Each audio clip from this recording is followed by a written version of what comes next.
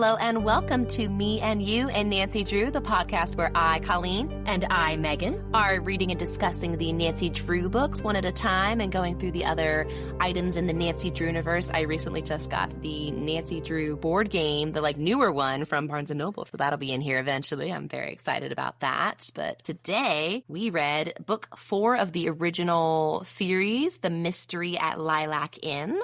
What do you think? This one has been my favorite one so far. I feel like loved this. Carolyn Keene is really getting into the groove with her storytelling and lots of, I think, good red herrings and clue drops throughout it. So I was really a big fan of this one. Me too. And this is the first one where I remembered something that happened that's not on the cover. Because previously because I've read them all, but as a kid, and I, was like speed reading. I was like, look how fast I can read. I did it, But this one I was like, I think I remember, X, Y, and Z, and it's not, oh, there was an old clock. There was a bungalow, something from the cover. There's a hidden staircase. So I was right. It was very cool. But we're reading the one from the 50s, not the original 30s one. So, this is actually from 61. I was wrong. Oh, we have exited the 50s and we are now into the 60s. Very exciting stuff. So looking just at the Wikipedia page, so I didn't do extensive research. Still more than me. The Lilac Inn seems to be a very heavily edited, not very heavily edited, but it had to be changed a lot. Between the original run and this one that we read. And this version, yeah. So this is just an excerpt from the Wikipedia. In 1961, Harriet Stratemeyer Adams extensively revised the novel, creating a completely different story. The original omitted the lead characters from much of the action. The titular inn was only a place where a crime was committed with minor investigatory follow-up, and a domestic help subplot was out of place in 1961. Ethnic slurs and opinions were removed. I mean, I'm glad they were removed, but no, not even just vague. This is a little weird. This doesn't hold up. There were just ethnic slurs. And it seems like the entire plot was completely reworked. So the original culprit was a black woman, and then that was a whole thing. I believe so. So the interesting thing is that they seem to have edited it and then just removed her. She's now white.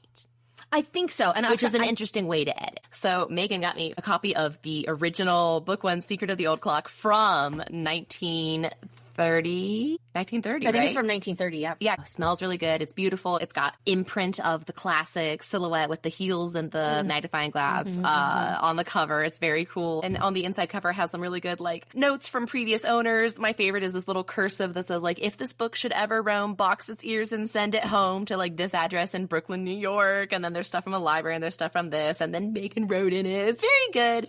But then I was looking through and I'm like, okay, not only are the illustrations, because these books that we're reading have about 5 or 6. They're very cross-hatched. They're very simple. They're black and white drawings. And the other one, not simple, but more simple than the one in the 1930s book, which was a whole artistic piece. Still black and white, but there was only one and it was at the very beginning. And then I opened it up and I'm like, oh, we're fully in the middle of the mystery in the first sentence. So that's an interesting change. So I'm really excited. And we flipped through and there was a whole thing about some dead chickens. And I'm like, what's going on here? So we are very excited for a future episode where we get to investigate it further. I was thinking it's going to have a few minor things, maybe her hair color is different. Maybe she's 2 years younger. It's no, this is a fully different book. So. But this is all to say, I'm glad that they rewrote in 1961 because it could have been no, this is fine. Very nice, I think, to see how much then if they, even in the 1960s, they were this is completely inappropriate. Doesn't fly. It doesn't fly. We are scrapping everything. Let's start over with the Lilac Inn. Yeah. And so maybe that's why, maybe I am being too critical of okay, so the way we got rid of ethnic slurs is we just don't have any people of color in it. Interesting. Let's start over and let's people in a humane way. Drew Haiku.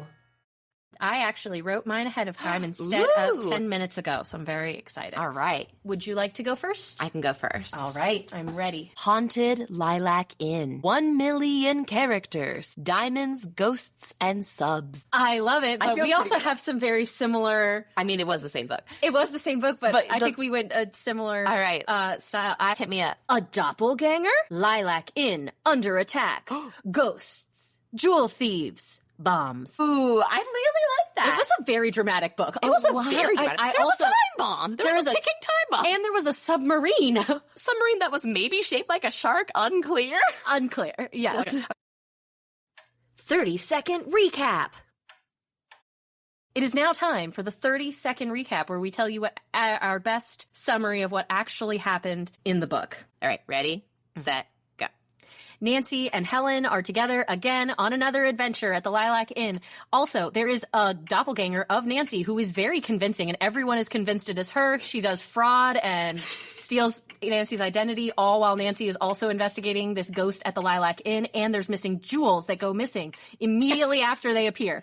And there's a submarine, and Nancy goes diving, and she gets kidnapped as per usual. She gets almost blown up. She gets asked out on multiple dates by the same guy over and over again who is a secret agent for the military. Stop.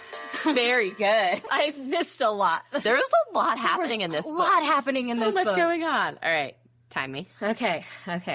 3, 2, 1, go. Nancy's friend Emily is getting married and also starting an inn business with her fiance, and so Nancy's helping her like get ready for. Nancy's a bridesmaid, and that's why she's there, and she is helping solve the mystery of the inn. There's like hauntings, there's stuff going missing, there's a bunch of lilacs, and one of the lilac trees goes missing, I think, which is wild. There's like weird noises, and the doppelganger who steals Nancy's identity, and there's a shark, but it's actually a submarine, and there's like a vibrating machine, but it's not what you think, and there's a lot of other stuff at the end. Good job. There's too much to cover. There is a very, very busy book. Yeah, so the vibrating machine is like they use it to shake the inn and make the people think there's an earthquake. A fake earthquake. Nancy also gets almost driven off the road by a red truck again. Every book. Again. I marked that because you love a good like car problem. Oh my gosh, I know. And I love piercing screams. Piercing screams. The classics, but then we had a ticking time bomb in her. And a fire. Fire. The inn goes up in flames. There's an earthquake. Yeah, Emily's getting her, like, mom's diamond necklace. No, it's just diamond necklace. It's just loose diamonds. Just 21 loose diamonds. 20. And they're in a case, and they're getting them from the bank, and they've announced really loudly, I'm getting my diamonds from the bank, and then I'm going to sell them. And we're going to sell them for this exact amount of money. And then it will help the inn, exactly. And then it's shocking, and then the lights go out, immediately. And then the diamond case is entirely gone within, like, a second. And it's like, as they're being presented to her, like, a little bit early. She's supposed to get them on her, like, whatever 21st birthday. That's where I got 21 from. And then they're immediately gone. But then they show up the next day, but then they've been replaced with glass diamonds that are the exact cut of all the diamonds that were there. So there's, like, some speedy turnaround. Forgery. You can't trust actors. That's the main lesson, which I love as an actor. It's great. Yep. There's a woman fully named Gay. I didn't know that was a name. It's not short for anything. Very exciting. So much happening. Nancy's dad is gone for a while. Her house gets broken into. There are secret passages in the inn that are just like, they're like, wow, interesting. Anyway, about the fire that just happened. So much happening. And we still haven't seen Bess and George yet. No. I don't know where they are. I really thought they were there from like day one, and we're in book 4 and there's no sign. Helen is her bestie. And I love Helen. Yeah, this was a very, very busy book. And I think you kind of mentioned maybe it was after the haiku, there are so many characters to keep straight. So many. And 3 of them, it turns out, are just the same character. So that at least eliminated. And then one of them's pretending to be a different character, and then somebody's sister was pretending to be her, while the one girl is pretending to be Nancy. It's a whole thing. Yes. So very, very busy book, but very exciting. Cliffhanger. I think my number one, it is while Nancy is diving and looking for whatever it is that capsized her boat multiple chapters ago. It took her a long time to go back and investigate that. The book starts with like her canoeing or kayaking with Helen, as you do, which they're like going to visit a friend via the river, which is hilarious to me. Yeah. I love this. But she goes diving and she sees a shark in the water, ? Then she's like, what's that over there? And a spear is shot at her into the camera that she's holding. That was my favorite cliffhanger because it was so like where did that come from? This is unexpected. Yes, every paragraph was some new. I'm like, a shark in the river, and even Nancy was like, it can't be. Sharks don't live in fresh water, right? And then she's like getting closer. She's like, I mean, I know there's been multiple times where she has been like attacked, imprisoned, chloroform. But like I don't know, a weapon is new, I think, or like not a blunt weapon. This is a sharp weapon. I don't know. She gets a rock thrown at her later. Like she gets a lot. We've had rocks before. We've had Ben run off the road before. We've had chloroform. We've had knocked with a lead pipe and ceiling fell on her. But like a spear shot directly at her face into the camera. And then it's still not clear if that was meant to get her or just meant to get the camera so she can't take pictures of the sub. There were a lot of attempts on Nancy's life. Honestly, in this book that I don't know how she didn't later. get hurt more because there were so many attempts. Okay, my favorite cliffhanger was a waitress at the inn is arranging flowers, and then she looks out the window and gives a startled cry. She dropped the bowl, scattering flowers and water on the floor. Everyone at the table stared out the window. 2 men were peering in. Nancy recognized them and jumped to her feet in surprise, which on its own is not a very good cliffhanger. Like, I think that dropping the bowl would have been a better way to end the chapter. But the reason it's awesome is it's not a suspect, it's her dad just like showing up outside the window like a creep. I know. He's like, oh yeah, sorry, I just meant to surprise you. I didn't mean to scare the waitress. That's on me. I'm like, all right, Kirsten, calm down. Ship of the week. I actually had a hard time with Ship of the Week. I was kind of going back and forth with Nancy and John, which I think we're supposed to kind of like see him as a romantic interest for Nancy. And honestly, just like from the get-go, I was just not into him. And I don't know if it's because he shares a name with an ex-boyfriend of mine. Yeah. So, well, he's also very suspicious the whole time. he is very suspicious. Until like the last chapter, I think it's not cleared up why he's acting so sus. Yeah. I also just, I come from a military family background. So her being like, oh, what do you do in the military? He's like, that's classified. To civilians. Like, I took it not as his job was actually classified. I took that as just being a skeezy military guy trying to, like, put on an air of mystery. Yeah. And I was like, oh, which in theory God. Nancy would like, but only if it's a good mystery. So do you think John was either trying to sound mysterious or like trying to sound like he was more important than he was? That's what I took it as. And then, of course, once we get to the end, again, having grown up in a military community, I'm like, do you have private investigators in the Army who are just like running around like suburban inns investigating? Well, because there was a bunch of electronic equipment. And so that's, I guess, what made it military related. Do I know anything about the Army? No. And Nancy, because she helped, got like a medal, the Distinguished Civilian Service Medal for Outstanding Work. Is that a real medal? There is a Department of the Army Distinguished Civilian Service Award. Okay. Is the highest award that may be bestowed by or on behalf of the Secretary of the Army to Army civilian employees. So this is only for employees of the Army. So not Nancy Drew. No, but it was approved by the War Department in 1945. It consists of a gold medal, lapel button, and certificate. Oh, so exciting for her. So is that what she keeps from this one? No, she gets a bracelet. Right. So overall, I ended up deciding Nancy and John not to be. No. They are both far too busy and far too interested in their own investigations, I think, to be able to fully dedicate the time they need to forming a healthy relationship. Unless both of their mysteries happen to overlap, I don't foresee. Well, and they did in this one, and they still weren't. Yeah, and they still didn't do a good job. So I don't even know. I don't think that will work. Did they go diving together at all? They have a diving day, or either it's at the very end or they're about to. Nancy just continued to go diving alone, even though she's like, it's super dangerous to go diving alone. Right. So she dove alone twice. Like, Nancy, you are a bad example. And it both ended in tragedy. But she was in the paper earlier for skin diving and getting a skin diving award. She gets awards like I know. out the wazoo. I know. But they were like, oh, Nancy, you're a famous skin diver. And I thought that was the impersonator because she was like, oh, what? What are you talking about? And so I thought that this was like, no, I don't dive. What are you talking? But no, it was her. She was just being modest. My ship of the week is another, as an anti-ship. As per usual, an anti-ship. That's fair. Anti-relationships for Nancy. I have very high standards for her. Well, she deserves it. My ship has very little textual evidence, as per usual. Okay. I don't know if that's usual, but it's pretty much only on page 5. So John McBride is an old friend of Dick's. John is going to be Dick's best man, Emily explained. John smiled cordially. Dick and I were boyhood friends in California and roommates at college. And he looked at roommates. Oh my God, they were roommates. He looked at the new arrivals with twinkling eyes because everyone's eyes are constantly twinkling. I don't know. I'm still worried about this as a health condition, but I ship Dick and John. I think they at least had something in college. Maybe they were like really close friends in childhood and they never really like connected that until they were roommates and they were like, oh. So I ship that. I think that it's over now, but I think that they had something once and it could be rekindled. It could come back. If the wedding gets called off, which they're about to push the wedding back because the inn is haunted. I'm like, that's nothing. What?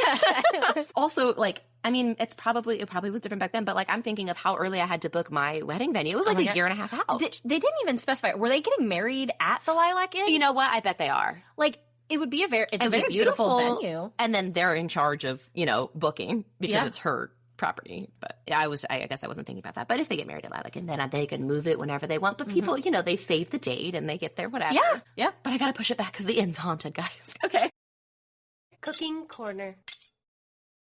So here on Cooking Corner, we're going to look at the different foods featured throughout this book. And this book was very, very busy. I know they ate, but they didn't go in depth as in previous books into what they were eating. Yeah, literally the only thing I marked was her birthday cake. I definitely have the birthday cake. When she's getting her diamonds. Yep, so that's for Emily. And it's surrounded by red roses, which is wild because the whole thing is about lilacs. Everything is about lilacs. Lilacs can be called blue pipes. They can come in this color. They can do this. Some of them are named after French people. But then there were some red roses for her birthday. They had a steak cookout at one point that I was missed that. Really interested in. Yeah, this was not a very snacky book. But also she didn't spend a lot of time at home with Hannah. It was mostly just checking in. Oh, no, we got broken into. Are you okay, Hannah? Hannah's like, yes, but I'm worried about you. Nancy's like, I'm fine. See ya. So, like, I wonder if that's why. Because I think of the snacks as, like, she comes home, she debriefs with Hannah. Hannah's like, oh, let me get you some cinnamon toast, some hot chocolate. Like, we'll get cozy. They did talk about the first meal that they had at the Lilac Inn, which was creamed chicken on toast. Gross. Peas, salad, and iced tea. That's right. I remember reading that and I was like, well, surely there'll be a better snack, so I'm not even going to mark it. And then nope, there wasn't. That was it.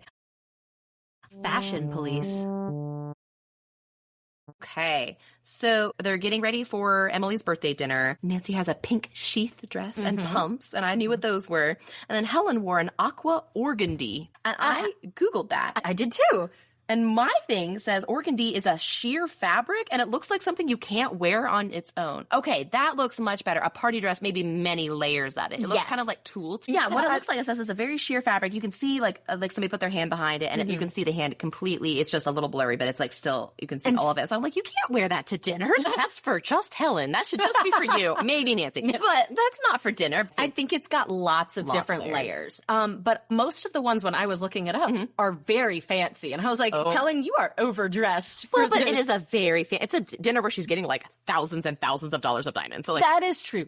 Like, is it just for friends? Yes, but this is like really cute. It's very cute, very, very fluffy. They did get changed a lot, and there was also a lot of sharing of clothes between Nancy and her doppelganger. Yes, where her doppelganger would break into her house and go steal one of her dresses. Which then I was like, you don't really need to do that if you've already got like the wig and the similar facial structure, similar coloring they talk about.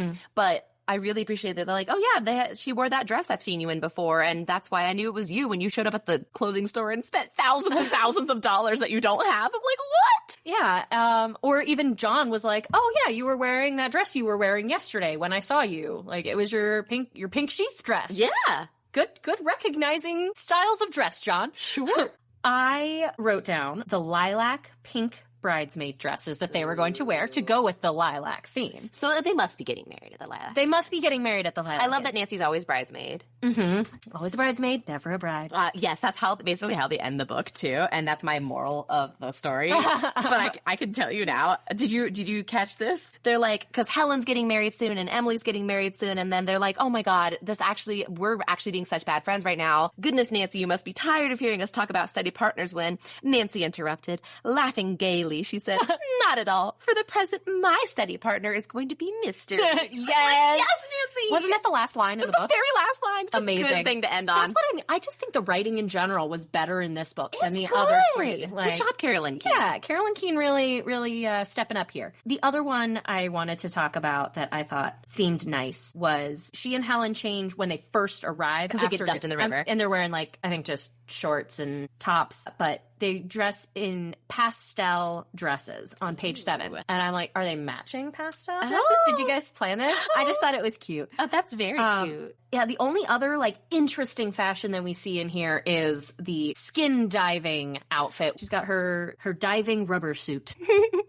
Yep. I would have said rubber diving suit. There was a couple of those in this where the adjectives were switched around in a way, because there's that unspoken rule of adjectives in the English language that... Well, it's not even unspoken. I teach ELA, and I had to teach the kids, like, the order of... Because if you say the black big barn, you sound like a lunatic. Yeah. And there's a couple of those in here. And I was like, that's an interesting phrasing. Like, it's not wrong, but it sounds wrong. Right after supper, Nancy, this is like very late in the book, like chapter 13. And so Nancy's going to dress up as the doppelganger, which is like a whole thing. Oh my gosh, I didn't even touch on that. Which, first of all, then Carson's like, he reluctantly gives his consent for this. He goes, well, if anything goes wrong, scream as loudly as you can. Good strategy. Thank you, sir. She goes, I will, but I intend to do a good acting job. And she's great at that. And so she goes to her attic and she gets out an evening dress that's very flowing. And then she finds a black wig that she just has and a transparent white scarf. And then she wires pocket-sized flashlights to the cuff of each sleeve of the gown to give a glowing effect. Also featured on the cover. Yes, exactly. And you can see, like, in her sleeves, little flashlights, which are bright yellow. These provide a glowing effect, she thought, which arguably she didn't need to think to herself, because that's just what flashlights are. And I really do love the part that is depicted on the front cover of when Nancy is like, I'm gonna go scare the ghost. And then, so she's like, I'm gonna dress up like the ghost. And then she, like, meets the ghost, and the ghost is dressed up like her, and she's like, wait a second. Hold on just a minute. I think it's very funny because the ghost is like, wait, no, hold on. And you're, like, who is this? They're both it's like the Spider-Man meme where they're all pointing at each other. Yes. Oh my gosh. Picture perfect. So the picture right here is suddenly a panel in the wall slid open, and it's like it's drawn from the perspective of we're inside the wall, and everybody at the birthday dinner is like looking in surprise because they didn't even know there was a secret panel despite this. I think this inn's been in the family for a while. Yeah, and the previous owner just also happens to like work there still. Yes. They also mentioned like the gardener, we convinced him to stay on even though he wants to retire. I'm like, that's rude. But okay. But what just struck me about this is for like a long time, I thought she just had one leg, flamenco balancing, and her dress is tailored beautifully to this one leg that she has. So she's making it work, but it just seems hard to get around because she doesn't have any crutches or anything. I think you can see her foot here like sideways, but it really does look like she just has one leg and it's all very tight. Look at also all the trail of the lilacs. Ooh, good detail. The lilac petals leading into and that's how she finds the secret panel. She's like, well, there's all these, like when you see footprints and like half of them goes into the wall, but this is just like lilac trail of lilacs. Oh, yeah. And about the lilac trail, she's like, oh, it must have been a boutonniere or a corsage or something. I'm like, no, you live at Lilac Inn. There's dozens of lilac trees, but it must have been on their outfit. So I actually don't. I know at this point I was reading from my digital copy, and I'm pretty sure, this is missing. Your mom took one half of the 2-page spread. So you don't see any of the people in it because that's what she wanted to scrapbook, but you do see the inn is on fire. But I'm loving Helen swooning while John carries her. That's right. Helen got knocked out. Nancy did not. Fine. Nancy She's was fine. clear. But yeah, Helen got knocked out while investigating, just wandering at night. She's just like, I'm awake for some reason in the middle of the night. I'm just going to go for a walk, even though everyone said, don't leave your room. And also having locked from the inside because someone's clearly breaking in. So they had a lock on the inside and she's like, I can't sleep. I'm going to go take a walk. Helen. And she got clumped. And then that's also why I was also very suspicious of John, because when then Nancy wakes up, I was like, oh my God, where's Helen? And then she's like walking, she finds Helen, and then John's like, oh, hi, I also happen to be walking around outside for no real reason. Oh no, Helen is knocked out. Helen just wanted Nancy's attention. Because Nancy's been spending all this time with Emily. That's true. A ploy for attention. Yeah. If I get knocked out, then surely. But I honestly did think that this was one of the more dramatic parts of the book. Like, if Helen had not, although I am kind of being harsh on Helen right now, if Helen had not left, the reason Nancy woke up was a ticking sound that she heard. She's like, wow, my alarm clock is loud right now. Anyway, oh gosh, Helen's gone. What she heard was a time bomb that exploded that she just had. Guest Cottage blew up. So if Helen had not gone wandering, she would have probably died. This is dramatic. And I don't know, I feel like with the hidden staircase, there were a lot of potential attempted murder by almost running her and her dad over with a out of control truck. And obviously she's been run off the road multiple times. But this one, it feels like she's been in legitimate danger the whole time. From so many different things. Yes. So I did like this picture. The 2-page spread. On one page, you can see the flaming cottage. She's accidentally gay. It's flaming cottage. Sorry. On the other side, the one that Colleen's mom stole from this book for scrapbooking purposes, John is carrying a swooning Helen who has her hand dramatically over her face, even though she's unconscious. Well, that's how I pass out. Oh, I've always got I'm sure my fellow jurors from when I pass out at jury duty can confirm I swooned attractively. Oh, gosh. Nancy looks just mildly concerned. Yeah. In this picture. It And she's just like happens. pointing it out to John. John looks like, I mean, his body language, he's like, oh my God. Nancy's like, hey, that looks like it's on fire. God, she's such a good detective. She's like, oh my. A clue. A clue. Oh, is it the burning bungalow? With all of my things in there. Oh, yeah, all her stuff gets burnt up. Yeah. Her stuff gets stolen. Her identity gets stolen. Her Wallet gets stolen. wallet gets stolen. Oh, okay, so Nancy's wallet gets stolen. So Carson gets her special permission to drive, which is interesting. That's a whole thing. So she can drive until she gets a replacement license. And that's been like one day. And then the doppelganger later is like, no, it's me. Look, I have my ID. I'm like, Nancy reported that stolen. That's worse. But I think all that Gay was trying to do in that moment was earn some time. And the police officer that happened to be there didn't necessarily know all the details of that. And the only thing that saved Nancy right there was what Carson showed up, and he knows what his daughter actually He looks didn't like. at first. There was a minute. From afar, you've got two yeah, you know. But like she ran over to hug him. He goes, oh, Nancy, I'm so glad you're safe. And Nancy's like, that's not me. I wanted Carson to be like, tell me something only Nancy would know. I was hoping for one of those scenes too. I love those. I love a good scene like that. I found it. Mr. Drew had obtained special permission for her to drive until her new license was mailed. Fortunately, he had a key to her car in his key case. Just many things in that sentence that aren't things anymore. Blast from the past. In this segment, we're going to talk about either interesting things that we had to look up, things that aren't common in our society anymore. Yeah, or that we've replaced earlier technologies. Or things that just don't hold up. Yeah, pretty much anything that can fall under that umbrella. I have exactly 1 million of these. Exactly 1 million. Yes. I think the first thing I wanted to talk about was calling free diving skin diving. Is it called free diving? I've not heard any of this. Yes. I don't know anything about diving. Basically, it's not using scuba gear. So But she had an aqua lung. But like you don't have like a oxygen tank with you. Okay. Was that why it's so dangerous and why she wasn't supposed to go alone? I think just in general, you're not supposed to go diving alone overall. In case of the sharks. But basically, like, even in the river, there might be a shark. You don't know. But that's separating it from like scuba diving or deep water diving. There's a lot of objects and a lot of phrases. So like John is twinkling his eyes at Nancy and Emily goes, now don't go making up to my friends. I'm like apologize? That's what, yeah. But it clearly means flirting. Helen is engaged to Jim Archer and still. Yeah, I remember we brought that up in book 2. We were like, is this going to be an ongoing thing? Yes. Apparently. And Nancy, well, she's mighty busy these days. Mr. Daly, the gardener, just randomly has a Revolutionary War musket, on him. And he's like, it's just been here. Yeah, it's not loaded. I thought it would just scare off an intruder, which, great strategy. I mean, that's the reason I have a sword. I'm not going to use it. I just figure if I come around a corner with a sword. Yeah. It's not sharp on the edges. It's a replica, but yeah, fair enough. I figure it'll scare someone.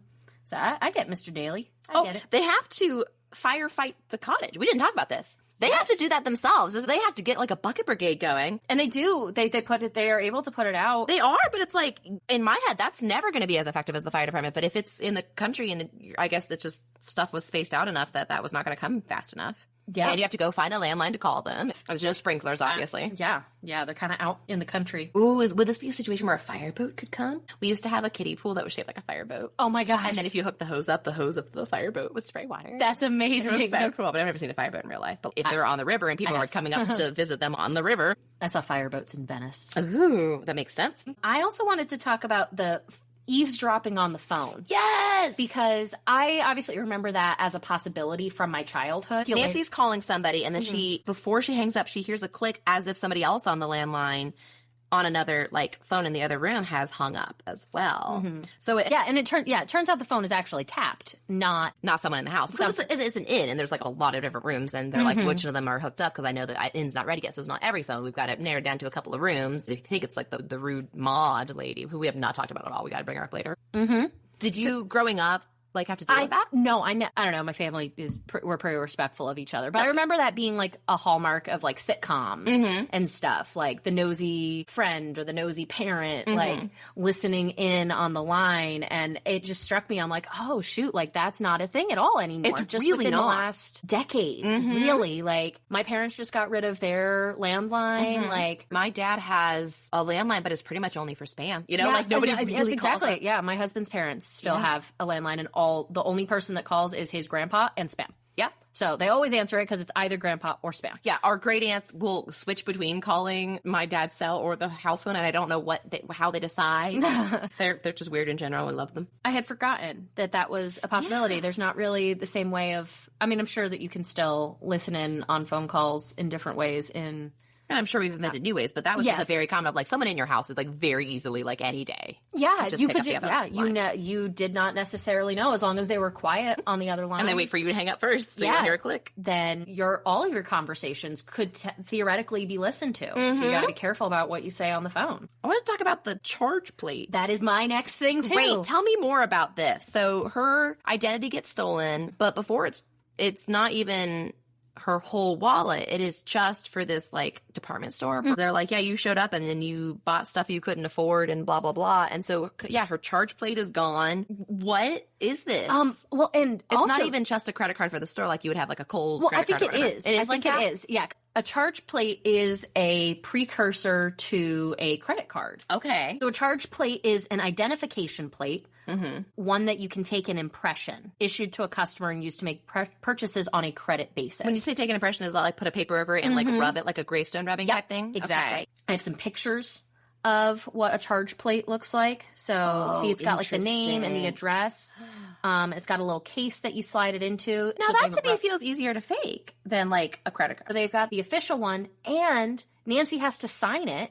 Or like you have to sign with it. The rubbing. And honestly, it's a pretty good like identity theft. Oh, like, yeah, because she studies her signature. Convincing. Yeah, so she looks just like her. She's wearing one of Nancy's actual dresses. Like she's apparently very good at voices. I don't know how she knows. But it's not just store people. It's some of her, not friends, but like acquaintances are fooled. And then Carson for a second there. Yeah. Yeah. She's because actors. You can't trust them. She's got the charge plate. She knows Nancy's address. She's got Nancy's signature. Even Nancy is like, wow, that does look like my signature. Yes, that was my dress. Yes, that is what my hair looks like. And that is my charge plate. But However, this was not me. And I appreciate that. I think the only reason that they're believed is Chief McGinnis stands up for her. Like, if Nancy says she didn't do it, she didn't do it. Like, but Nancy is very lucky that she did not, like, get arrested or charged with fraud. Like, that was almost foolproof. Good work, incredibly impressive. Very good plan. And before the first thing that they notice stolen is Nancy's picture, so she can like study and get her makeup and everything right too. So yeah, very specific things that she stole from Nancy's house because it's like a dress Nancy hasn't worn like in a little bit, her picture to study her, and the charge plate. And I wonder, like, none of the things that were charged were, like, used at all in the book. I wonder if it was just, if that was a test. Well, to see if she could get away with it. It wasn't even that. She said she just likes fine jewelry and clothes and stuff like that. And so she was like, well, first I'll do this because that's for me. Yeah. Then we're going to the real plan. So if Gay had just stuck with, like, let me just steal Nancy's identity, get a few things before Nancy catches on, and then probably would have got move on to the next person, scout out. Like, I think this could have been a career. It could have been a career for her. Career criminal. If it wasn't for this meddling Nancy. John has a Jeep. I didn't know we had Jeeps back then. I also think specifically we're calling them this with a lowercase J. They are not that different than, like, that is a 1950s Jeep. Well, and I knew that Jeep was short for, like, GP, like a General Patrol or something, and then it turned into a brand, maybe? I don't know enough about that. Okay. This is not a brand. This is not, I'll go get my Toyota, whatever. I'll get the Jeep. We just have Jeeps. Nancy tries later to get Emily to not tell somebody everything, and so, like, she gives her a warning look. And Emily goes, yes, Nancy, why did you give me the high sign? The what? The high sign? We all know about that. HIGH. Yeah. No, I don't know that it was. I didn't think it was that, but that was the only thing I could come up with. The high sign. Not a high five. And it was like, it just says a warning look. And what then is that warning look? You know, there was like that TikTok trend for a little bit, like trying to get out of a conversation with a creepy guy. Yeah, like the eyes that you do. Sign. I'm like, was it a really obvious, like, Emily? According to Merriam-Webster, it's a surreptitious gesture, often prearranged, giving warning or indicating that all is well. Yes, just a little cutting off your throat. Sorry for all of my visuals right now in this auditory format. I just hate that it can give warning or indicate that all is well. That doesn't work for me. I need to either know that this is a bad or a good thing. Yeah. So it's just like a predetermined sign ahead of time. So she and Emily must be pretty close then. If they have a predetermined sign, my college friends and I had for when we had the conversation we wanted to get out of. Because of when I went to college, the finger mustache was a big thing. Oh my God. My freshman year of college, we were all very into the finger mustache. Oh my God. And so what we had started doing is like when we were in an awkward conversation we wanted to get out of, we would be like, like put your finger under your nose as if you have a finger mustache. To be like, because like we use that as like awkward, like. And so that was like our awkward symbol. That's a subtle high sign. Yeah, it was a good high sign actually, but I did not know that's what they were called. It says, like, the earliest use is 1899. I'm like, when was the latest? Specifically this book. The last time it was used. 1961 for The Mystery at Lilac Inn. Did you notice the typewriter clues? The A? The A on this typewritten thing from the imposter, Nancy, is very faint. And I remember this being a thing with, like, Encyclopedia Brown mysteries. Oh, I where read a lot of Encyclopedia Brown. I used to. And so, like, you know that this was not typed at this person's house because every typewriter is going to be a little different. This is another thing where, like, this is very helpful, and it's not a thing anymore because all computer type stuff is going to look the same. Maybe your printer's out of ink, but that's very easily replaced where it's like, oh, if the A is a little faint, I'm not going to go get that fixed. It's fine. Or like something chipped off on the E, so all the E's look like O's or whatever. Like something like that. So then the weird Maud character, she's like, she's got a typewriter in her room. I wonder if this is it. And so she like goes over and nonchalantly types Nancy. I know. Which like, sure, but now you've ruined that whole page. That's what I was thinking. I was like, yeah, she just is like talking to Maud and she's like, Nancy. Okay, I'm no longer as suspicious anymore. Oh, all the letters are the same. The A's not fainter. Yeah, I guess that is. She just walks away. She doesn't even say anything.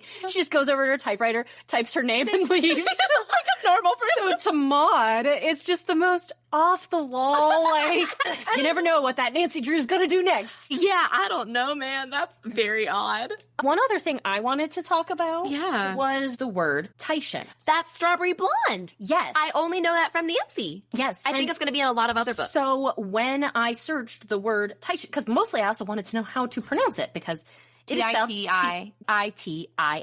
So I was like, Titian. And I was like, that can't be right, but maybe it is. Who knows? It's Titian. I've only ever seen it in Nancy Drew because they described her hair as Titian 3 different times. Because of the wigs and everything. Mm-hmm. But previously she's always been blonde. So now it's strawberry blonde. Now it's strawberry blonde. I've used to her being a strawberry blonde, but in the first couple books it was just blonde. Yes. The term originates from Titian, an Italian painter who would often depict women with red hair of this description. So like that was like his favorite color, to paint his women with this color hair. And so now the entire hair color apparently was identified by like a Renaissance painter. And there's Michelangelo hair. This is again, yeah, right, exactly. Or like, but like you think about like Botticelli, like you like Botticelli woman, like like a Botticelli shape, like body type. Yeah. So interesting. I did not know that. And so this is also from my favorite source, Wikipedia. Great. The Titian hair Wikipedia page. Oh. And so then characters in popular culture with Titian hair. Is it Nancy? Anne Shirley of Anne of Green Gables is described as having Titian hair. Great. Nancy Drew. Great. The titular, right? That's how you say it. Yeah, not titular. Titian titular. The titular character of the mystery fiction series of books was described as and depicted with Titian hair from 1959. So they even point out that it's not the whole time. Mm-hmm. And Midge the Barbie doll has Titian hair. Oh, and Dana Scully from The X-Files has naturally Titian hair. This is a good group of women, and I would read a book of them. I'm like, okay.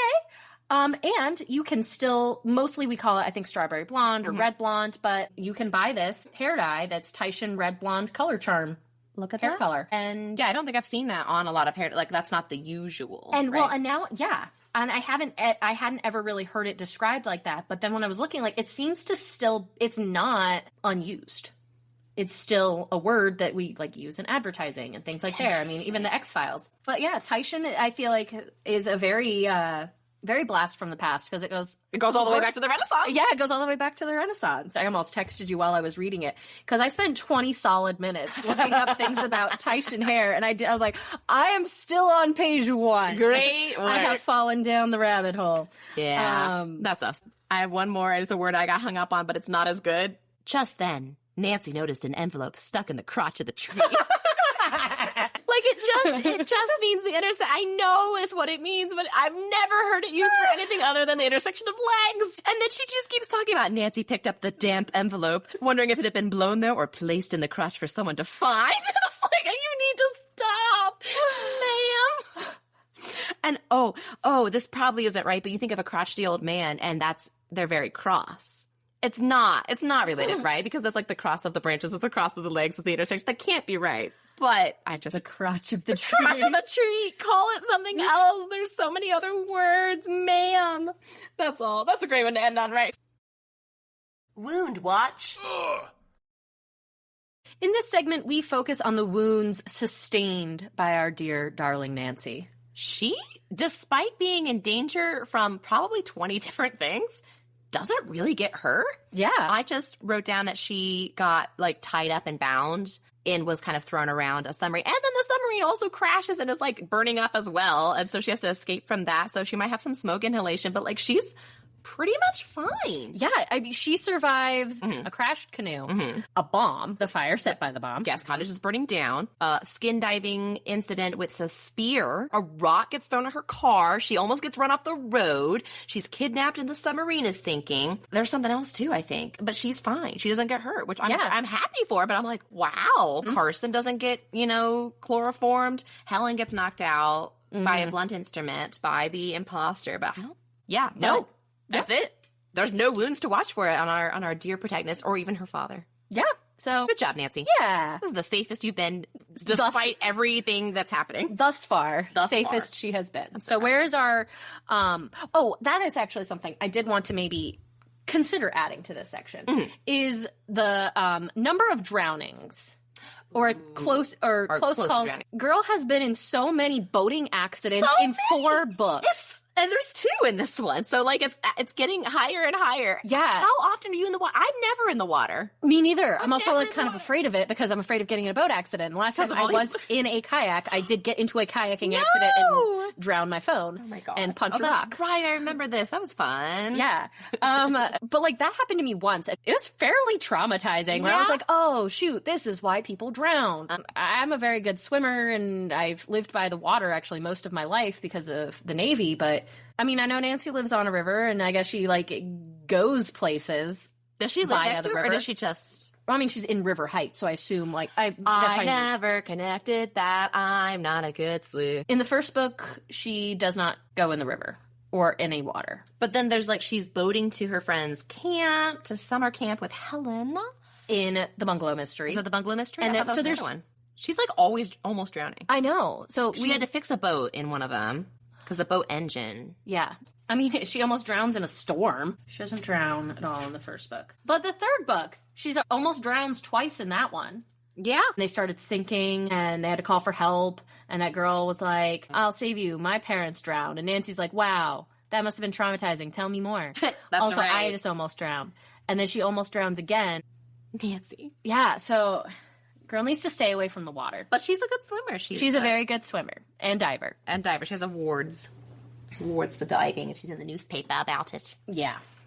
I don't know if we also wanted to, at any point, do a count of how many times Nancy has been kidnapped and tied up. That's true. We could start now. Because that was something my sister and I always thought was really funny, was that these books always had something that were like, kidnapped, trapped, no escape. Yeah. Oh, yeah. Constant kidnapping. Drew's Clues. In this segment, we look at clues that just help us build Nancy out into a well-rounded character, all the details we can about her as a person. Yeah. She's good at puns. She's good at puns? Yes. So page 4, after they've gotten sunk and they can't figure out why, because it's the river, there's a guy that, like, doesn't help them. And Helen goes, he didn't even try to help us. Do you think maybe he upset our canoe? And Nancy goes, I don't see how he could have, but he has upset you. I really like that. That's a good joke. It was very charming. I don't know that Helen liked it because she was, like, dripping wet and like, I've been drowned. Do not make puns about me. But it was very cute to me. The other thing I wrote down on page 24, and this is actually, I think, where I want to start talking about one of the characters we haven't really talked about much, which is Maud. She was very suspicious, too. Yes, but too suspicious. Like, I was like, oh, it can't be her because... she's so suspicious. Because she's so suspicious. But Nancy is going back to River Heights to go get more stuff, including the diving equipment. And Maude, who is an employee at the inn, just decides she's also coming. And she doesn't really have a reason. She just is like, oh, I'm coming too. Yeah. And gets in the car. She's the social director. Yeah, she's the social director for the summer. And everyone in the car is like, okay. Great. And she's been also very erratic already, where she was screaming and yelling earlier and very grumpy. And then she was like, oh, hi, everyone. I'm Maude. She does. And she doesn't know how to mind her business. So she's always like, well, I think I could do this better and I could do this better. Like, that's literally not your job. You're hired for the social director. Stop telling this person and that person what to do. So as they're driving, which I think is just Nancy and Maude, she's got all these like tasks to do. Nancy has to go to her house and get more clothes. She needs to get her diving suit. She needs to go check on Hannah because her house got broken into and her room is destroyed. She's been asked to go to the employment agency, which we didn't talk about a blast from the past, but I thought that was a cool, like, listen, I need a job and my job is tell people this person needs a job. Yep. And so Maude's just like, oh, me too. I'm coming too. And Nancy's too polite to be like, no, I'm going by myself. To my home. To my house. She hopped in beside Nancy without waiting for an invitation. And as they're driving, Maude just keeps asking her all these very direct questions, like, any ideas about your burglar? And she's like, no, but they might have been trying to get into Dad's safe. And she's like, well, how does your dad keep lots of important things in the safe? Like, what's in there? And Nancy's like, yeah, I guess sometimes. And she tried to hide her annoyance at the woman's inquisitiveness. And I was like, okay. Hypocritical? I was Miss like, Hypocrite. okay, Yeah, no. Miss Hypocrite here, not liking to be interrogated. Whereas she's like, oh, your mom drowned? Tell me more. Yeah, or who lives in that house? How well do you know them? Have you ever seen anything suspicious? Right. Why are you acting so suspicious? Oh, yeah. I'm like, dude. Because at first I was like, oh, that's nice that she's trying to hide her annoyance because this woman is annoying. And then I was like, wait, you do this stuff too. However, Maude is also trying to like get with Carson. Like, oh, he's a widower. Tell me more about your super cute dad. And she's like, oh, hi, Mr. Carson Drew.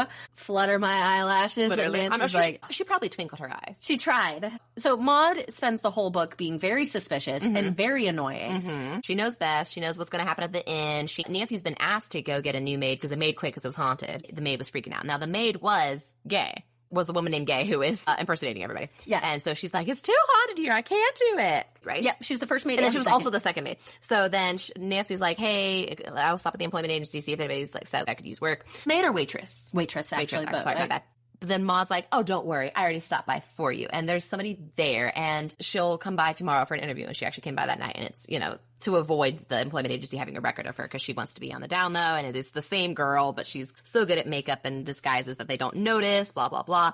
Well, and actually, Gay actually even says at the end, she's like, wow, it was like really convenient. I was going to register there and do all the work, but I got to skip that section. Yeah, exactly. But then specifically, Nancy was like, did anybody stop by about this? Yeah, because I know Maude's nosy. And the girl's like, nope, nobody stopped by. And Maude is looking for, it turns out, she went to the agency because she's looking for a new job because she's very unhappy. And she's been blackmailing Emily's aunt. Yes. Well, and then when Nancy finally gets around to like cut the crap, what's going on, she ends up finding out that Maude actually has a lot going on. She's also, it turns out, a widow. And she's been having financial struggles. And she just seems like not a very stable person to be able to deal with these problems and is making some really poor decisions, hence her suspiciousness. But I guess those things being said, I found Nancy to be a little bit hypocritical in that moment. Oh, yeah. As well as showing an immense amount of patience for dealing with Maude because... Also that, because she is relentless. Yeah, Maude is the most obnoxious character, and honestly, the character I have liked least out of any of the extra background characters. There have been some characters like that we see for a scene, but to have this character as like pretty much a core character for this, I was like, she's oh my making God. herself a core character. She shows up and she's not supposed to be a part. Like I've worked with people like that of like, this isn't about you. I would love if I could just have my own conversation or deal with my own problem, and you could not be a part of it because nobody wants you to and nobody asked you to, and you're actively making it harder to deal with it.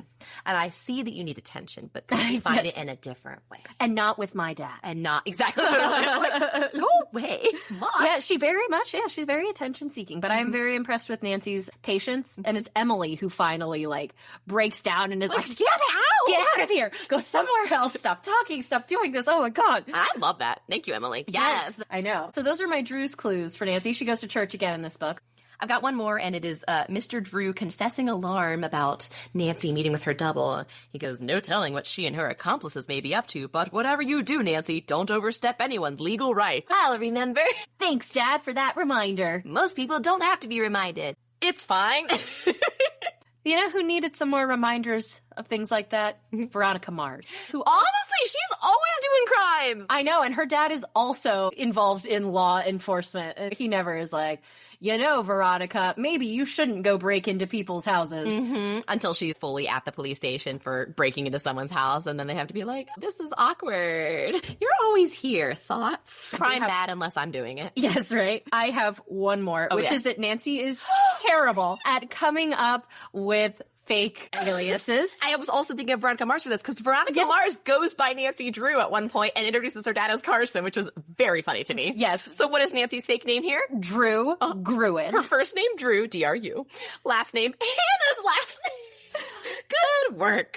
But it also just like, It's a catchy Drew Gruen. Like, it's Drew got some Gruen. good assonance But there. does she introduced herself as a aspiring actress as well?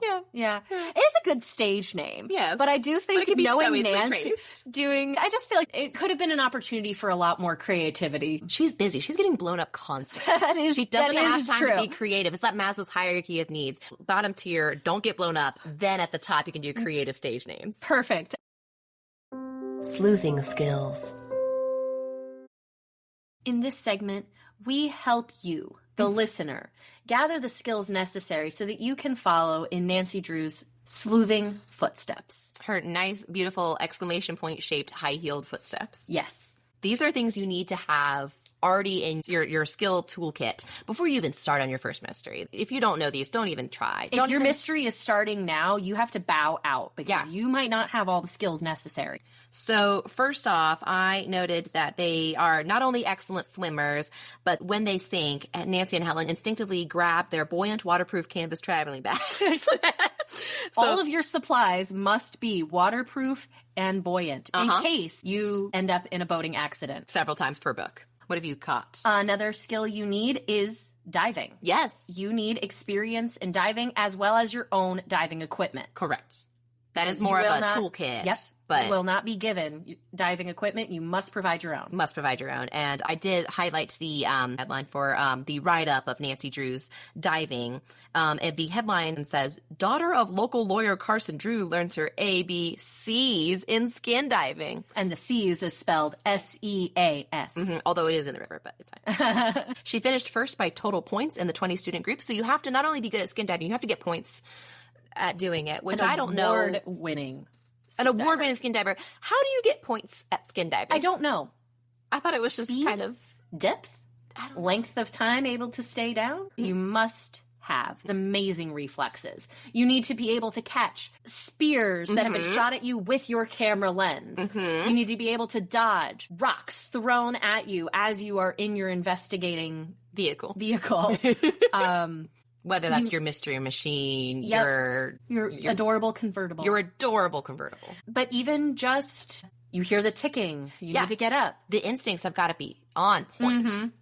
Yep. Exactly right. Similar to in previous books, you have to be really good at getting villains to talk. Nancy's not even doing anything. She's not doing the whole thing where she's like, well, if you confess now, then, we can find some prison reform for you, blah, blah, blah. Gay has kidnapped her and then talks for paragraphs and paragraphs about every detail of the plan. Nancy's just sitting there getting this out of her. And also she's bound and gagged. Yes, she just has some really compelling eyes. Yes, exactly. Make you want to confess. Exactly. Like Gay's fiance, a man for some reason, just goes, you talk too much, Gay. He growls this. But Nancy is so compelling.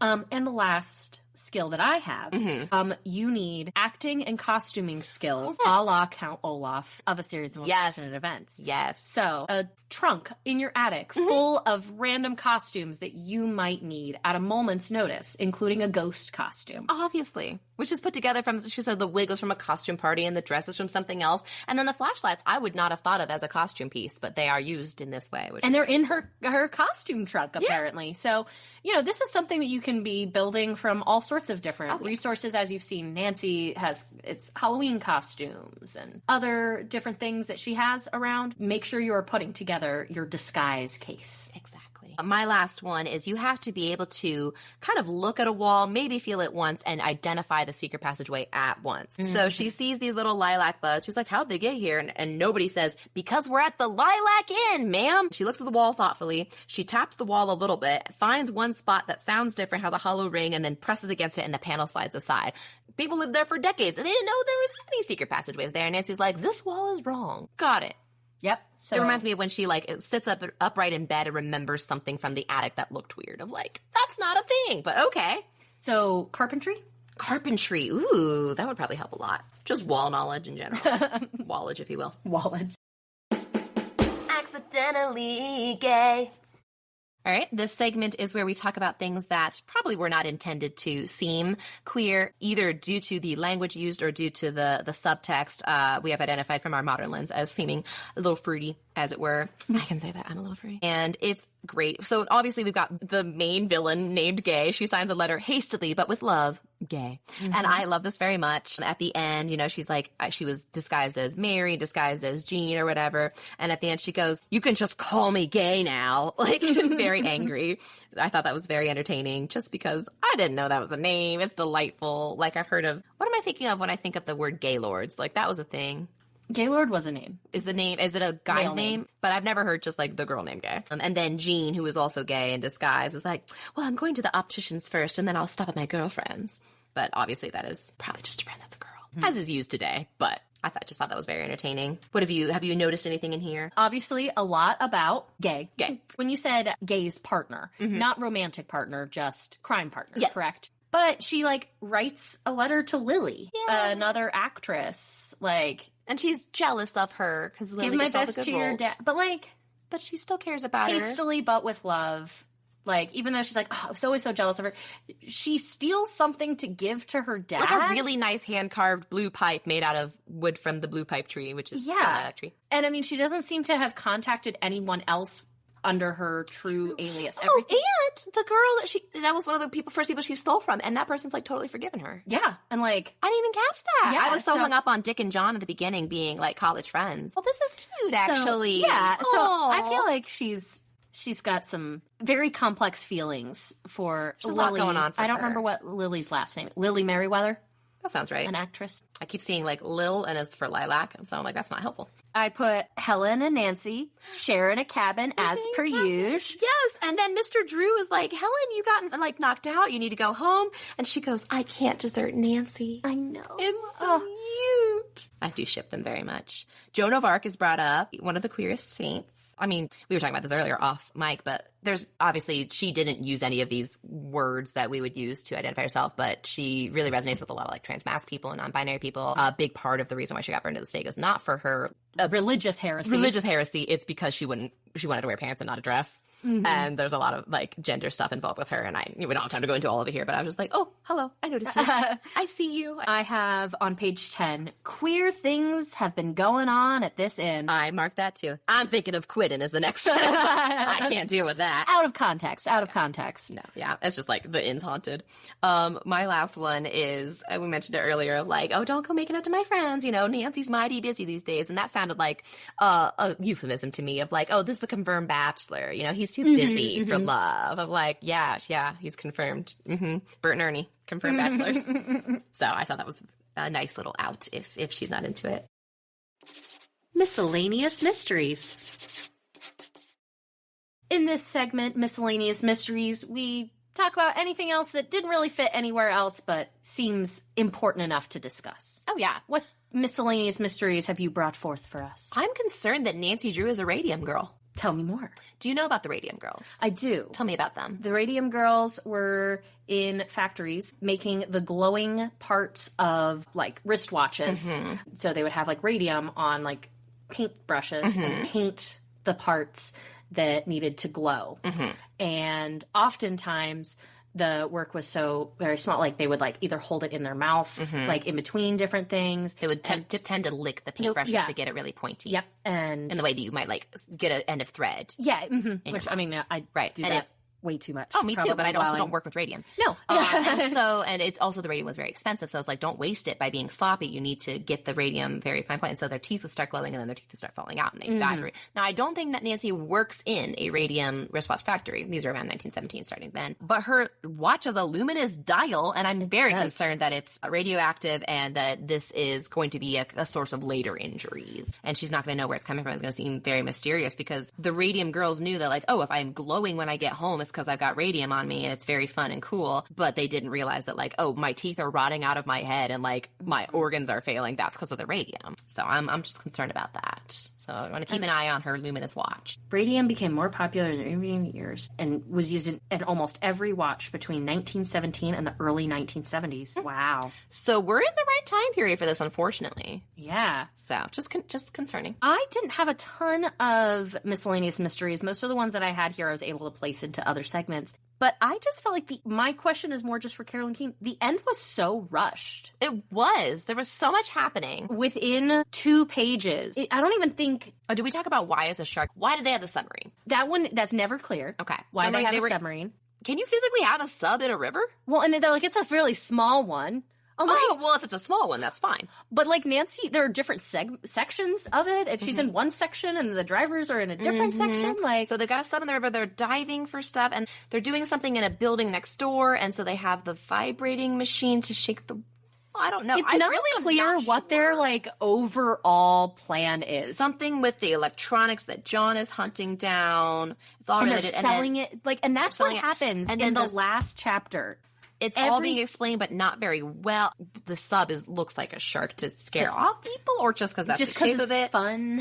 They find the diamonds in the sub. They find out that John is on a secret mission from the army. John says some top secret electronics parts were stolen from the base. Suspicion fell on this guy that got dishonorably discharged before it. But yeah, like all these things are revealed. It's like, oh, and this happened. Nancy's like, okay, cool. And then it's like next person's turn to talk. And they're like, we also found this. She's like, great. It's like a big summary. Not to be confused with the little submarine. Yeah, not the submarine. They find the diamonds. But over time, a lot of time passes between these last 3 pages. It took them, I think, hours to find the diamonds. And Nancy ends up getting an award from the army. Like the army a week later, she had a colorful army ceremony. Love that for her. And presented with a Distinguished Civilian Service Medal for outstanding work.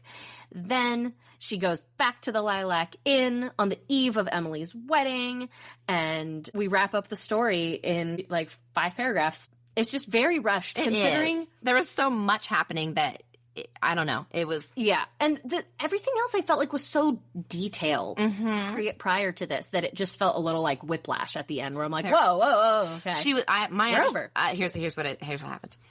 This is definitely true. She got like 165 pages in. She's like, this is great. This is going great. I am really good at like weaving all this different stuff in. And they're like, all right, you got 5 pages left. Can't go back. Just finish it all up in 5 pages. She's like, oh God, what? Okay. And this is why this happened. And this is why this happened. And the end. The end.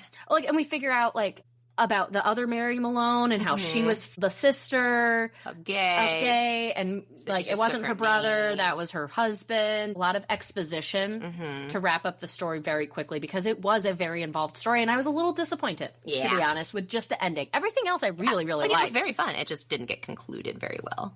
Yeah, I agree. And those with are that. my miscellaneous mysteries. I've got 3 small ones. We've got somebody on the property that grabs Nancy when Nancy is dressed up as the ghost, and she's not actually the suspicious one, but this guy thinks he is. She goes, who are you? He goes, I'm a guard, Carl Bard. And I can't wait for his spinoff. Tell me more about Carl Bard the guard. It's hard to say. Carl Bard the guard. It's like Paul Blart Mall Cop. But worse. I mean, better. Worse, but better. It's my new theater warm-up. Carl Bard the guard. Carl Bard the guard. Carl Bard. New Faster, York. 3 times fast. Exactly. Another mystery I have is... This is not a mystery. This is just a great example of why commas are important. Oh boy, my favorite. That's right. Gay tossed her head defiantly. The mink stole. Evening gowns and watch will fit into my new social life. And even though the commas are correctly in there, I was like, the mink stole evening gowns? I got a watch? It was great. I'm so proud of of that. I was also confused. I remember reading that, and I'm like, the Minx stole. The Minx stole what? The Minx stole evening gowns, and watch. And watch. Watch. It'll fit into my new social life. Okay, hold on. I gotta restart that sentence. And then my other mystery is what Dick thinks Cinderella is. Tell me more. So after Nancy's out being a ghostie, she comes back in and she has the wig in her hand because she takes it off to show the guard, like, no, it's me, it's Nancy, blah, blah, blah. So she comes in with the wig in her hand, and Nancy, like, didn't know that she was going to be, like, parading in front of everybody. And Maude goes, tired of being a blonde, Nancy? Maude asks sarcastically, or are you the mysterious ghost of Lilac Inn? And Emily's like, let me cover for her. Nonsense. I'll bet Nancy's date ticket to a masquerade dance. Maude goes to bed and, like, accepts this. And then Dick is like, I can tell Emily was kind of, like, covering for you. I need to hear why one of Emily's pretty bridesmaids-to-be is masquerading as Cinderella. What part of this feels like Cinderella? Because it's not like Cinderella's known for, wow, she wears a wig or has dark hair. Like, what? None of that has flashlights in her sleeve. Like, Cinderella is like, maybe blonde, maybe not. Loses a shoe. Has mice in a pumpkin. Nothing was Cinderella. Is Cinderella just what you think dressing up is always going to be? I don't know. I was like, that was not a clever line, and you seem to think it was, like, really cool and, like, smooth, and it doesn't mean anything. So that's my mystery. Like, Dick didn't have much personality, though. Dick did not have much personality or experience with fairy tales as a child, apparently. Those are all mine. Or experience advertising. Because, like, actually, he's like, they're like, well, we have to finish all these things that are already in the brochure that everyone has already booked. Yeah. I'm like, guys, you don't put them in the brochure. Maybe you need to wait to make the brochure until you've made the changes. That's the only thing Dick knows how to do is make brochures and send out thousands of them, apparently. And they're booked solid for the summer. But I'm like, guys, Inn is haunted. You have fake earthquakes happening. Things are catching on fire. There are bombs. Constantly. People are stealing your motorboats and your trees and canoes. Like, maybe focus on that before you start, like, well, we have to build a pool. Brochures. The brochures must now be completed. Just incredible. Gumshoe Game Show.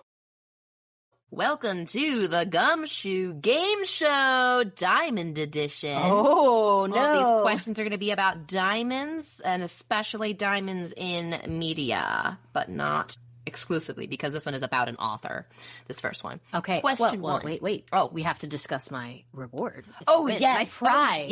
Yes. What are you playing for? Your reward if you win is going to be what Nancy got or what we think she should have got. So in Secret of the Old Clock, it was an old clock. In The Hidden Staircase, she got a valuable silver urn, but we decided the better prize is the tricorn hat. Yep. And in the Bungalow Mystery, both the actual prize and your prize is the aquamarine ring. So what did she acquire in the Lilac Inn? At the end of the Lilac Inn, Emily, the bride and the owner of the Lilac Inn, gave her a diamond bracelet in the shape of lilacs. I think. Let me see the exact description. Was it with some of the diamonds, or at least the money from the diamonds from her set from her mom? Yeah, the bride-to-be gave her 2 attendance pins set with tiny diamonds. Nancy's was in the form of a lilac spray. So I would like Nancy's lilac spray. That is good. Also, a spray of flowers is such a weird phrase to me. It is. I want the lilac spray pin. All right, that's what you're playing for. Okay. Are you ready for... I'm ready. Trying to win your diamonds in the shape of a lilac spray? Yes. Question 1.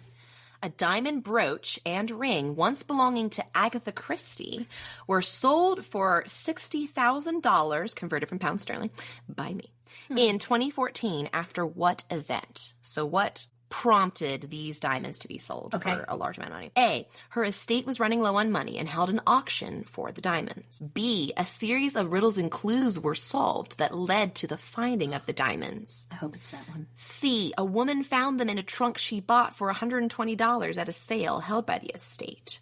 Or D, they were found at the spa to which Christie disappeared, claiming amnesia for 11 days in 26. The one that's featured in the Doctor Who episode? The one that is featured in the Doctor Who episode, The Unicorn and the Wasp. Yes, I knew it had the wasp in it. I couldn't remember what the first part was. The unicorn. Okay. What's your thought process? A sounds the most realistic. Where they were running low on money and just had an auction. But I think that is I want that to be incorrect. Because it's boring? Mm-hmm. The spa, I feel like I would have seen that. That's fair. I feel like Tumblr would have flipped out be like, remember that Doctor Who episode? And when she had amnesia? Yeah.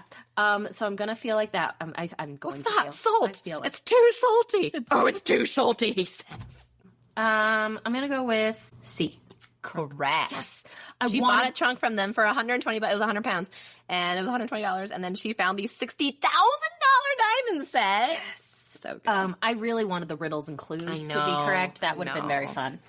And yet, As I do this for a imaginary diamond prize. yeah, that would have been very cool. Number 2, in the children's novel, The 21 Balloons, a professor crash lands and discovers 20 fabulously rich families living off the wealth of the diamond mines on the volcanic island of Krakatoa. And basically what they do is they are very rich, but they know that if they bring the diamonds back to, like, not the island of Krakatoa, they will no longer be rich because it'll crash the value. So they just know that they're rich, bring some diamonds back, get stuff, and then go back there and be rich together. Got it. Okay. The families are all named after letters for simplicity. They've shed their old names, I believe, and they cook and serve food to the rest of the families once every 20 days. So we've got, like, the A's, the B's, the whatever. 25 families. There's 20. 20. Yeah. Oh, Yeah. I don't know. Also, there's 26 letters. Did we know this? Yes. Okay. I thought it was going to be a question to say, like, Which letter's which not? letter's not in there, or something like that. No, there's 20 families, and so 20 families. and then so when this guy 6 shows up, they're like, "Well, you could be Mr. You," but then it'll get confusing because we'll say, "Hey, you," and we won't know if you mean you or you. All right. So which of these is not one of the themed alliterative home/restaurants? Which one is not one of them? Okay. A. Mr. and Mrs. A's American Restaurant featuring apple pie. B. Mr. and Mrs. F's French Restaurant featuring a replica of the Hall of Mirrors. C. Mr. and Mrs. M's Moroccan Restaurant featuring mobile furniture that operates like bumper cars. Or D. Mr. and Mrs. S's Swedish Restaurant featuring lingonberry jam delicacies. Can you repeat them again? Yes, we've got A for American, With apple pie. B for French with the Hall of Mirrors. Okay. C for the Moroccan restaurant with bumper car furniture, including the tables and chairs. And D for the Swedish restaurant with lingonberry jam delicacies. What have you crossed out? I crossed out the Swedish one because lingonberries. Lingonberries. It was hard for you to say. It was hard so for me I to say. feel like, So I wouldn't make that up. yeah, I think you would have chosen a different berry. That's fair. I'm confused. Wait, so is B, F, Yeah, his sister's. not That the was just letter option B. I was like B, A, American, B, French, M, Moroccan, S, Swedish. I was like, Yes. wait a second. Okay, Hold on, F, just a minute. French with. You think the American apple pie is like I too obvious? crossed it out, but I'm actually regretting. You're regretting because you're using pen. I actually think I'm going to go with A.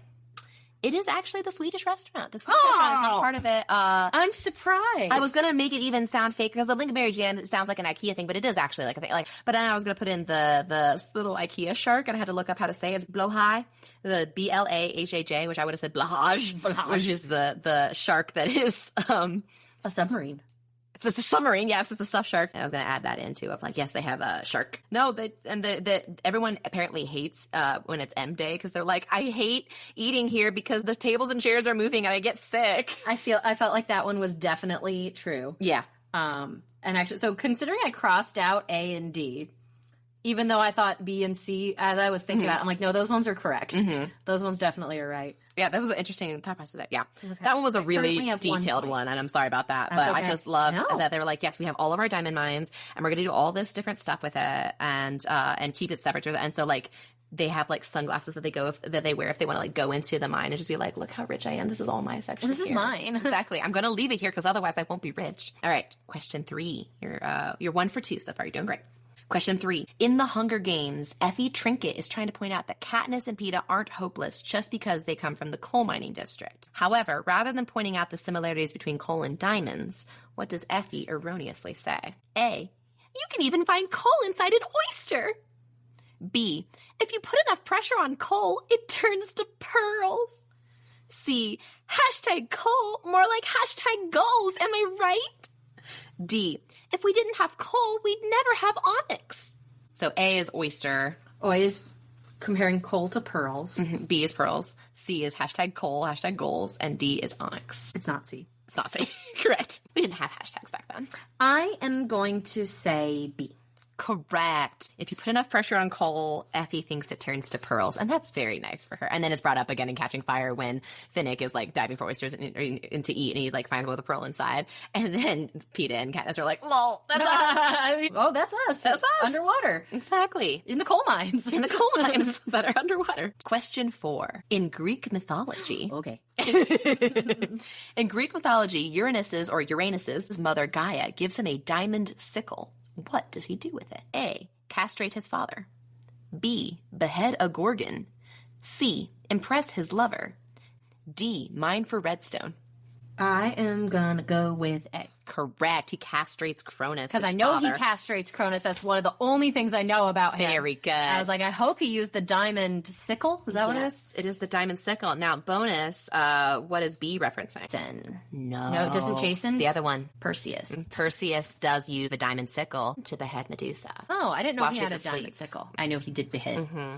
But I didn't think that I couldn't remember. Uranus was involved in. For D, I had just written play Minecraft. So I was trying to change it so it was like slightly less, obviously, Minecraft. Yeah. Okay. If you get this right, you can win all the marbles or all the diamond pen. This is not multiple To be choice. fair, I have already won. You have already won, that's true. But you can get like a perfect score if you get Okay. this. Okay. And it's not multiple choice. It's not multiple choice. So get rid of your multiple choices. I like that you were taking notes on this. It's great. I just am a visual person. I like to be able That's to fair. think and see. Question 5. Name 3 songs that are mashed up in Moulin Rouge's song The Sparkling Diamond, which is Satine's introduction in Act 1. Oh, okay. There's like 7 to pick from. Okay, diamonds are a girl's best friend. Good. I have to think of the song. That's oh, fair. Gosh. I know, because I just remember that's like the last line of it. And I did, and I used the musical God, I haven't listened to it. soundtrack, but it does overlap with the movie quite a bit. You could just think of diamond songs. Material Girl. Correct. Hold on, I have to think of it. Oh, this is really hard. I want to get it right, because I love Moulin Rouge. It's true. Would you like a hint? No, not yet. I might later. Okay. I just have to think of the first part. I do want a clue. Okay. Think of a Beyonce song referencing diamonds. Perhaps her most famous song. Single Ladies. Correct. Single ladies, parentheses, put a ring on it. Very good. Would you like to know the other ones? Yes. Diamonds Are Forever. Okay. Diamonds by Rihanna. As well as Brick House and My Lovin', parentheses, You're Never Gonna Get It. I don't think all those were in the movie version. No, they are not all in the movie version. I believe it's Diamonds Are Forever, Diamonds Are God's Best Friend, Material Girl, and then like there's the Hindi Sad Diamonds where he's like, Yeah. yeah. And then I don't think those other 4 are in it. No, they definitely aren't. I also just, because I'm thinking the movie was made in like 2000. I think some of these would have been out. Like Brick House would have been out by then. But like, I don't think Rihanna was, and Beyonce, Single Ladies definitely wasn't. No. But very, very good. You have won this beautiful pin. Yay! And it sucks so because Nancy sparkly. is supposed to read it, or supposed to wear it for the wedding, and now she can't match the other bridesmaids, which is kind of rude of you, but you know what? You earned it. Honorable mentions that I was going to include in this, but didn't. National Treasure 3, The Diamonds of South America. The Geometric Definition of a Diamond, and F. Scott Fitzgerald's story, The Diamond as Big as the Ritz. Oh. As well as the Hope Diamond. Thank you so much for joining us on Me and You and Nancy Drew. This podcast is lovingly dedicated to the memory of my wonderful mother, Shar, world's best mom, and the woman who got me hooked on sassy female detective stories. I also want to thank my brother Ben for creating most of our sound and music cues for this podcast. Thanks, Ben.